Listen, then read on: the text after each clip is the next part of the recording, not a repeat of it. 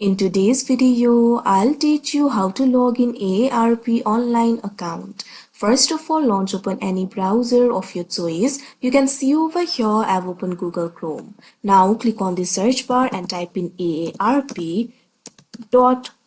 Press enter. Now after you do that, you'll be led to the official website of AARP. Initially, you'll be led to this kind of interface. So if you would like to log into your AARP online account, what you have to do is click on this option login that you can see on the screen.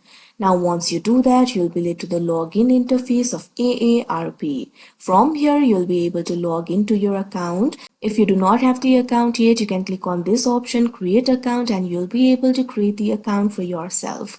After you do that, click on the field of email address and enter the email address over here. Now click on the option continue that you can see on the screen. Now you'll have to enter your password. If you have forgotten your password, click on this option forget your password and you'll be able to reset it.